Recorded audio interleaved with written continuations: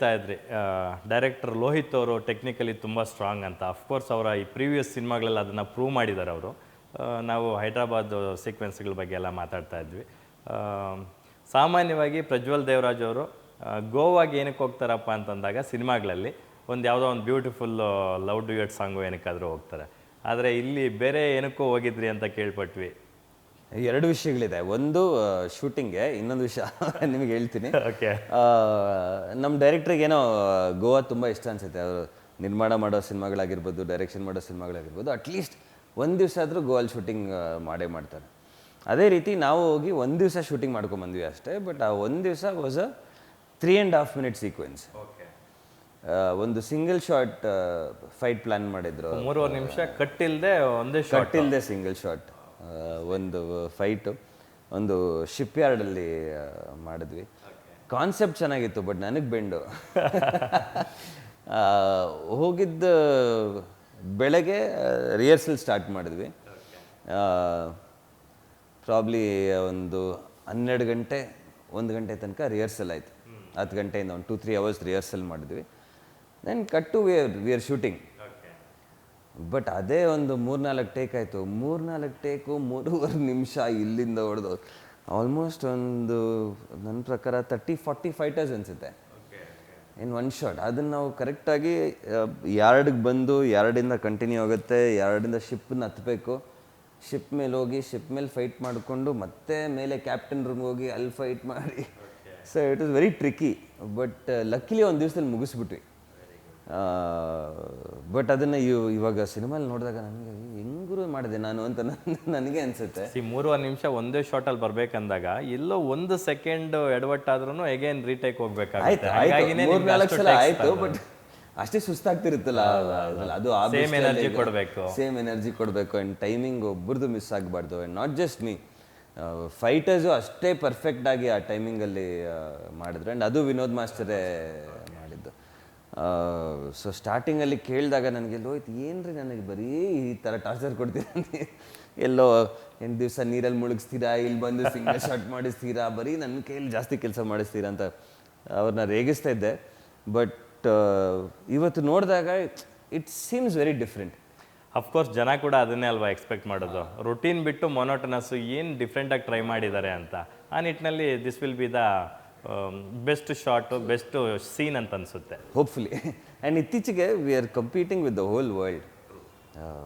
ಈಗ ಮುಂಚೆ ನಾವೆಲ್ಲರೂ ಏನೋ ಒಂದು ಟಿ ವಿ ಶೋ ನೋಡಬೇಕು, ಕಾರ್ಟೂನ್ ನೋಡಬೇಕು ಅಂದರೆ ಮನೇಲಿ ಇದ್ದಿದ್ದು ಒಂದು ಟಿ ವಿ. ಅಪ್ಪ ಅಮ್ಮ ಏನಾದರೂ ನೋಡ್ತಿದ್ರೆ ನಾನು ನೋಡೋಕ್ಕಾಗಲ್ಲ, ಇಲ್ಲ ನಾನು ನೋಡೋಕ್ಕಾದ್ರೆ ಅಪ್ಪ ಅಮ್ಮ ನೋಡೋಕ್ಕಾಗಲ್ಲ. ಬಟ್ ಈಗ ಚಿಕ್ಕ ಚಿಕ್ಕ ಮಕ್ಕಳು ಐಪ್ಯಾಡ್ ಇಟ್ಕೊಂಡು, ಟ್ಯಾಬ್ಲೆಟ್ಸ್ ಇಟ್ಕೊಂಡು ಅವ್ರಿಗೆ ಇಷ್ಟ ಬಂದಿದ್ದು ಕಂಟೆಂಟ್ ನೋಡ್ತಿರ್ತವೆ. ಆ್ಯಂಡ್ ಯಾವುದೋ ಕೊರಿಯನ್ ಡೈಲಾಗೆಲ್ಲ ಹೇಳ್ತಾರೆ ಚಿಕ್ಕ ಚಿಕ್ಕ ಮಕ್ಕಳು. So we are competing with all of them. ನೀವು ಹೇಳಿದ ನಿಜ. ಈಗ ಸಣ್ಣ ಸಣ್ಣ ಮನೆಗಳಲ್ಲೂ ಕೂಡ ಹಾಲಲ್ಲಿ ಪೇರೆಂಟ್ಸ್ಗೊಂದು ಟಿ ವಿ ಇರುತ್ತೆ, ರೂಮಲ್ಲಿ ಮಕ್ಳಿಗೊಂದು ಟಿ ವಿ ಮಾಡಿಕೊಟ್ಟಿರ್ತಾರೆ, ಅಥವಾ ಒಂದು ಲ್ಯಾಪ್ಟಾಪ್ ಇರುತ್ತೆ, ಅಥವಾ ಒಂದು ಟ್ಯಾಬ್ ಇರುತ್ತೆ, ಅಥವಾ ಅದು ಬೇಡ ಅಂದರೆ ಮೊಬೈಲಲ್ಲೇ ಯೂಸ್ ಮಾಡ್ತಾರೆ. ತುಂಬ ಈಸಿ ಆಗಿಬಿಟ್ಟಿದೆ. ಮುಂಚೆ ನಮ್ಗೆ ಊಟ ಮಾಡ್ಸೋಕ್ಕೆ ನಮ್ಮಮ್ಮ ಹೇಳೋರು, ನಮ್ಮ ಮಾಮ ಅವರು ಏನೋ ಟಿ ವಿ ಹೀರೋ ಪುಕ್ಕಲ್ಲಿ ರೌಂಡ್ ಹೊಡ್ಸೋರಂತೆ, ಇಲ್ಲ ಆಚೆ ಹೋಗ್ಬಿಟ್ಟು ಚಂದಮಾಮ ತೋರಿಸೋರಂತೆ. ಇವಾಗ ಹೆಂಗೆ ಆಗ್ಬಿಟ್ಟಿದೆ ಅಂದರೆ ಮಕ್ಕಳಿಗೆ ಊಟ ಮಾಡ್ಸೋಕ್ಕೆ ಟ್ಯಾಬ್ಲೆಟ್ ತೋರಿಸ್ತಾರೆ. ಸೊ ಹಾಗಾಗ್ಬಿಟ್ಟಿದೆ. ಚಿಕ್ಕ ಚಿಕ್ಕ ಮಕ್ಕಳು ಹೆಂಗೆ ಆಪ್ರೇಟ್ ಮಾಡ್ತಾರೆ ಅದನ್ನು. So the content is in everybody's hand ಇವಾಗ. So we are competing to beat that ಅನ್ನೋಕ್ಕಾಗಲ್ಲ, at least be in the same race. So technically ನಾವು ಸ್ಟ್ರಾಂಗ್ ಆಗಬೇಕು, ಹೊಸ ವಿಷಯಗಳನ್ನ ತರಬೇಕು, ಆವಾಗಲೇ ಅವ್ರ ಗಮನ ಸೆಳೆಯೋಕ್ಕಾಗದು ನಮ್ಮ ಕೈಯಲ್ಲಿ. ದೆವ್ವ ಅಂದಿದ ತಕ್ಷಣ ದೆವ್ವಕ್ಕೆ ಟೈಮಿಂಗ್ ಅಂತ ಅನ್ನೋದು ಇರಲ್ಲ. ಅದರಲ್ಲೂ ಟೈಮ್ ಲೂಪ್ ಅಂದಾಗ ಸಮಥಿಂಗ್ ಇಂಟ್ರೆಸ್ಟಿಂಗ್ ಅನ್ನಿಸ್ತಾ ಇದೆ. ಸೊ ಏನಂದರೆ ನಾನು ನಿಮ್ಗೆ ಹೇಳ್ದಂಗೆ ರೆಡ್ ಮೂನ್ 3 ಗಂಟೆಗಳ ಕಾಲ ಏನಿರುತ್ತೆ ಆ ಟೈಮಲ್ಲಿ ಬ್ರಹ್ಮರಾಕ್ಷಸ ಪವರ್ ಜಾಸ್ತಿ ಇರುತ್ತೆ. ಬಟ್ ಇವನು ಎಮೋಷ್ನಲಿ ಎಷ್ಟು ಸ್ಟ್ರಾಂಗು, ಇವನೇ ಒಂಥರ ರಾಕ್ಷಸ, ಯಾವುದಕ್ಕೂ ಬಗ್ಗಲ್ಲ ಇವನು. ಸೊ ಇವನನ್ನು ಕುಗ್ಗಿಸ್ಬೇಕು. ಸೊ ಅದು ಕುಗ್ಸೋದು ಹೇಗೆ ಅನ್ನೋದು ಆ ಟೈಮ್ ಲೂಪಲ್ಲಿ. So he has to become weak. ಅದನ್ನು ನಾನು ಫುಲ್ ಹೇಳೋಕ್ಕಾಗಲ್ಲ. ಸೊ ಬ್ರಹ್ಮರಾಕ್ಷಸ ಹೇಗೆ ಅವನ್ನ ವೀಕ್ ಮಾಡಿ ಅವನ್ನ ಆವರಿಸ್ಕೊಬೇಕು. So that is the fight in between. So ಅದಕ್ಕೆ ಅವನಿಗೆ ಎಮೋಷ್ನಲಿ ಜಾಸ್ತಿ ಏನು ಕನೆಕ್ಟ್ ಆಗುತ್ತೆ, ಅವನ ಮಗಳು. ನಾನು ನೆಕ್ಸ್ಟ್ ಪಾಯಿಂಟ್ ಅಲ್ಲಿಗೆ ಬರ್ತಾ ಇದ್ದೆ. ಸೊ ಫಸ್ಟ್ ಟೈಮು 40 ಸಿನಿಮಾಗಳಲ್ಲಿ ಫಸ್ಟ್ ಟೈಮು ಪ್ರಜ್ವಲ್ ದೇವರಾಜ್ ಅವರು ತಂದೆಯ ಪಾತ್ರ ಮಾಡಿದ್ದಾರೆ. ಅಫ್ಕೋರ್ಸ್ ಜೆಂಟ್ಲ್ಮ್ಯಾನ್ ಸಿನಿಮಾದಲ್ಲಿ ಮಗಳ ಥರನೇ ಇದ್ರು, ಅದು ಅಣ್ಣನ ಮಗಳು, ಕರೆಕ್ಟ್ ಅಣ್ಣನ ಮಗಳು, ಅಣ್ಣನ ಮಗಳಾಗಿರ್ತಾರೆ. ಇದರಲ್ಲಿ ನಿಮ್ಮ ಮಗಳು. ಸೊ ಆ ಫೀಲಿಂಗ್ ಹೇಗಿದೆ ಅಂತಕ್ಕಂಥದ್ದು ಫಸ್ಟ್ ಟೈಮ್ ಆನ್ ಸ್ಕ್ರೀನ್ ಆದರೂ ಕೂಡ. ಅಲ್ಲ, ಸದ್ಯಕ್ಕೆ ನೀವು ಅದನ್ನು ನನ್ನ ಗಮನಕ್ಕೆ ತಂದ ಮೇಲೆ ಫೀಲಿಂಗ್ ಸ್ವಲ್ಪ ಭಯ ಆಗ್ತದೆ. ಬಟ್ ಅದನ್ನು ಡಿಸ್ಕಸ್ ಮಾಡಿದ್ವಿ. ಲೋಹಿತ್ ಹೇಳಿದೆ, ಏನು ಲೋಹಿತ್ ಇಷ್ಟು ಬೇಗ ನನ್ನ ಅಪ್ಪ ಮಾಡ್ತಾ ಇದ್ದೀರಾ ಅಂತ. ಇಲ್ಲ ಸರ್, ಅದು ಬೇಗ ಲವ್ ಮಾಡಿ ಬೇಗ ಮದುವೆ ಆಗಿ ಬೇಗ ಮಗು ಆಗ್ಬಿಟ್ಟಿರುತ್ತೆ ಸರ್, ಅದಕ್ಕೆ ಅಪ್ಪ ಥರ ತೋರಿಸ್ತಾ ಇದ್ದೀನಿ ಅಂತ. But it was a fabulous feeling actually. ಒಂದು ಎಮೋಷನ್ನು ಒಬ್ಬ ಅಪ್ಪ ತನ್ನ ಮಗುಗೋಸ್ಕರ ಯಾವ ಮಟ್ಟಕ್ಕೆ ಹೋಗ್ಬಲ್ಲ, ಇಲ್ಲ ಫೀಲಿಂಗ್ ಹೇಗಿರುತ್ತೆ ಅನ್ನೋದು ನನಗೆ ಈ ಕ್ಯಾರೆಕ್ಟರಿಂದ ಅರ್ಥ ಆಗುತ್ತೆ. ಯಾಕಂದರೆ ನಾವು ಯಾವುದೇ ಒಂದು ಪಾತ್ರ ಮಾಡಿದ್ರೆ ಅದ್ರ ಕೆಲವು ಅಂಶಗಳು ನಮ್ಮಲ್ಲಿ ಉಳಿಯುತ್ತೆ. ಸೊ ಆ ಪಾತ್ರ ಮಾಡಿದ್ಮೇಲೆ ಓಕೆ, ಈ ವರ್ಷ ನಾನು ಅಪ್ಪಗೋ ಪ್ಲ್ಯಾನ್ ಮಾಡೋಣ ರಿಯಲ್ ಲೈಫಲ್ಲೂ ಅಂತ ನೋಡಿದೆ. Very good, very good. ನನ್ನ ನೆಕ್ಸ್ಟ್ ಪ್ರಶ್ನೆ ಕೂಡ ಅದೇ ಇತ್ತು. ಅಮ್ಮ, ನಾನು ಅಪ್ಪ ಆಗ್ತಾ ಇದ್ದೀನಿ ಸಿನಿಮಾದಲ್ಲಿ ಅಂತ ಹೇಳ್ಬಿಟ್ಟು ಅಮ್ಮಗೆ ಹೋಗಿ ಹೇಳಿದಾಗ ಅಮ್ಮ ಅವ್ರ ರಿಯಾಕ್ಷನ್ ಹೇಗಿತ್ತು ಅಂತ. ಚಂದ್ರಮ್ಮ ಅವ್ರದ್ದು ಏನು ನಮ್ಮ ಅಮ್ಮ ಗೊತ್ತಲ್ಲ, ಸ್ಟ್ರೇಟ್ ಇಟ್ಟವರು, ಮುಚ್ಕೊಂಡು ಫಸ್ಟ್ ರಿಯಲ್ ಲೈಫಲ್ಲಿ ಆಗೋ ಆಮೇಲೆ ಸಿನಿಮಾಲ್ ಆಗೋ. So yeah, it's a great feeling. And ಆ ಮಗು ಬಗ್ಗೆ ಆ್ಯಕ್ಚುಲಿ ಮಾತಾಡಬೇಕು. She is done a fabulous job. ಮತ್ತೆ ಆ ಮಗುಗೂ ನಿಮಗೂ ಒಂದು ಕನೆಕ್ಷನ್ ಇದೆ. ಜೆಂಟ್ಲ್ಮ್ಯಾನ್ ಸಿನಿಮಾದಲ್ಲೂ ಅದೇ ಮಗು ಮಾಡಿತ್ತು ಅನ್ಸುತ್ತೆ. ಇಲ್ಲ, ಅದು ಬೇರೆ ಮಗು. ಅದು ಬೇರೆ ಮಗು. ಹಾಂ, ಇದು ಬೇರೆ ಮಗು. ಬಟ್ ಇತ್ತೀಚಿನ ಮಕ್ಕಳು ಹೇಳ್ತಾ ಇರೋದು ನಮಗೆಲ್ಲ ಬಹುಶಃ ನನ್ನ ಪ್ರಕಾರ ನಾನು 8ನೇ ಕ್ಲಾಸ್ 9ನೇ ಕ್ಲಾಸ್ ಬಂದಾಗಲೇ ನಾನು ಇದು ಮಾಡಬೇಕು ಅದು ಮಾಡಬೇಕು ಹೀಗೆ ಬೇಕು. ಈಗಿನ ಮಕ್ಕಳು ಎಷ್ಟು ಫಾಸ್ಟ್ ಇದ್ದಾರೆ ಅಂದರೆ, ಅವಳು ಎಷ್ಟು ಚೆನ್ನಾಗಿ ಆ್ಯಕ್ಟಿಂಗ್ ಮಾಡಿದ್ದಾಳೆ. ಪ್ರತಿಯೊಂದು ಎಮೋಷನ್ ತೋರಿಸೋದು ಇಟ್ಸ್ ವೆರಿ ಹಾರ್ಡ್. ಆ್ಯಂಡ್ ನಾವೇ ಈಗ ರೋಪ್ ಶಾರ್ಟ್ಸ್ ಮಾಡಬೇಕಾದ್ರೆ ಒಂದು 4 ಟೇಕೋ 5 ಟೇಕೋ ಯಪ್ಪ ಏನಿರು ಅಂತ ಅನಿಸ್ತಿರುತ್ತೆ.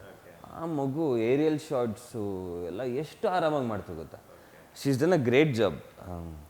ನಾನು ಅವ್ರ ತಂದೆ ತಾಯಿಗೆ ಹೇಳ್ತಿದ್ದೆ, ನನಗೆ ಈ ಸಿನಿಮಾಲಿ ಕಾಂಪಿಟೇಷನ್ ಯಾರೂ ಇಲ್ಲ ಅಂದ್ಕೊಂಡಿದ್ದೆ, ಇವಳೇ ನನ್ನ ಬೀಟ್ ಮಾಡೋಂಗಿದ್ದಾಳೆ ಅಂತ. She done such a good job. ತುಂಬ ಚೆನ್ನಾಗಿ ಮಾಡಿದ್ದಾಳೆ. ಆ್ಯಂಡ್ ನಮಗೆ ಆ ಕನೆಕ್ಟ್ ಅನ್ನಿಸ್ಬೇಕು.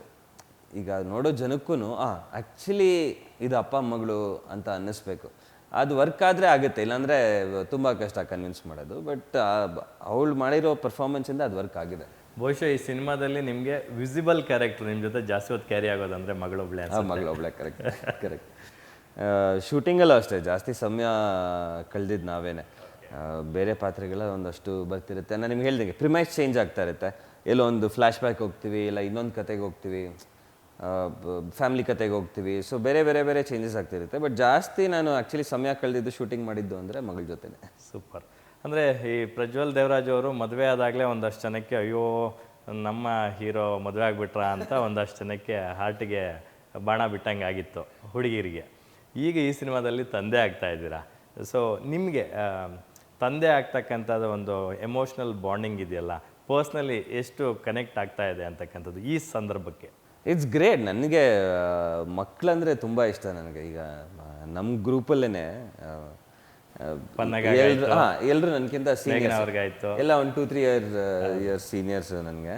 ಸೊ ಅವ್ರಿಗೆಲ್ಲ ಮಕ್ಕಳಾಗಲೇ ಆಗಿದೆ. ಬಟ್ ನಾವೆಲ್ಲ ಜೊತೆಗೆ ಸೇರಿದಾಗ ಅಷ್ಟು ಜನ ಮಕ್ಕಳು ನನ್ನ ಜೊತೆ ರಾಗಿಣಿ ಜೊತೆನೇ ಇರ್ತಾರೆ. ಹೌದು. ನಾನು ಮಗು ಹೋಗ್ಬಿಡ್ತೀನಿ ಅವ್ರ ಜೊತೆ ಆಟ ಆಡಬೇಕಾದ್ರೆ. ಆ್ಯಕ್ಚುಲಿ ನೀವು ನನ್ನ ನೋಡಿದ್ರೆ ಏನು ಇವನು ಚಿಂತರ ಆಡ್ತಾ ಮಕ್ಕಳ ಜೊತೆ ಇದ್ದಾಗ. But I love that. I love kids. And ಈ ನಾವೆಲ್ಲ ಜೊತೆಗೆ ಸೇರಿದಾಗ ಅಷ್ಟೋ ಜನ ಜೊತೆ ನಾವು ಆಚೆ ಹೋದ್ರು ಅಷ್ಟೇ, ಯಾವುದೋ ರೆಸ್ಟೋರೆಂಟ್ಗೆ ಹೋಗ್ತೀವಿ, ಅಲ್ಲೋಗ್ತೀವಿ ಊಟ ಮಾಡೋಕ್ಕೆಲ್ಲ ನಾನು ಮಕ್ಕಳ ಜೊತೆ ಎಲ್ಲೋ ಆಡ್ಕೊಂಡು ಆಟ ಆಡ್ತಾ ಇರ್ತೀನಿ. I love that. ಸೊ ಮಕ್ಕಳಂದರೆ ನನಗೆ ಯಾವಾಗಲೂ ತುಂಬ ಇಷ್ಟ. ಬಟ್ ಈಗ ಈ ಅಪ್ಪನ ಪಾತ್ರ ಮಾಡಿದ್ಮೇಲೆ ಇನ್ನೊಂದು ಎಮೋಷನ್ ಜಾಸ್ತಿ ಆ್ಯಡ್ ಆಗಿದೆ ಅನ್ಬೋದು. ಅದರಲ್ಲೂ ನಿಮಗೆ ಹೆಣ್ಮಗು ಆಗಬೇಕು ಅಂತ ಜಾಸ್ತಿ ಬಯಸ್ತೀರಾ ಅನಿಸುತ್ತೆ. ಯಾಕಂದರೆ ಪ್ರಣಾಮ್ ಜೊತೆ ನಿಮ್ಮ ಬಾಂಡಿಂಗ್ ಜಾಸ್ತಿ ಮೊದಲಿಂದಾನು ನೀವಿಬ್ಬರೇ ಬೆಳ್ಕೊಂಬಂದಿದ್ದೀರಾ ಮನೆಯಲ್ಲಿ. ಒಂದು ಹೆಣ್ಮಗು ಇದ್ದರೆ ಚೆನ್ನಾಗಿರುತ್ತೆ. ಅಮ್ಮನಿಗೂ ಅಷ್ಟೇ. ಅಮ್ಮ ಮುಂಚೆ ನಮಗೆ ಹುಡುಗಿರ ಥರ ಡ್ರೆಸ್ ಹಾಕಿ ಎಂಜಾಯ್ ಮಾಡೋರು. ನಾನು ಈ ಹಬ್ಬ ಸಿನಿಮಾ ಅಲ್ಲಿ ಹಾಡಿದೆ, ಎಲ್ಲ ಅಂಬಿ ಮಮ್ಮ ವಿಷ್ಣು ಇಲ್ಲ ಎಲ್ಲರೂ ಸ್ಯಾರಿ ಹಾಕೊಂಡು ತಿನ್ ಲಡ್ಡು ಆ ಥರ ಒಂದು ಸಾಂಗ್ ಇದೆ. ಸೊ ಆ ಸಾಂಗ್ನ ನಾನು ಸೀರೆ ಹಾಕೊಂಡು ಡ್ಯಾನ್ಸ್ ಮಾಡ್ತಿದ್ದೆ. ಸೊ ಅಮ್ಮನಿಗೆ ಮುಂಚೆಯಿಂದನೇ ಹೆಣ್ಮಗು ಬೇಕು ಅನ್ನೋದಿಂತು. ಬಟ್ ಈಗ ರಾಗಿಣಿ ಬಂದ ಮೇಲೆ ಅಫ್ಕೋರ್ಸ್ ಅವಳೆ ಮನೆ ಮಗಳಾಗಿದ್ದಾಳೆ. ಬಟ್ ಈಗ ಮೊಮ್ಮಗು ಹೆಣ್ಣಾಗಿ ಬಂದರೆ ಅಮ್ಮನಕ್ಕಿಂತ ಖುಷಿ ಬೇರೆ ಯಾರು ಕೊಡಲ್ಲ ಅನ್ಸುತ್ತೆ.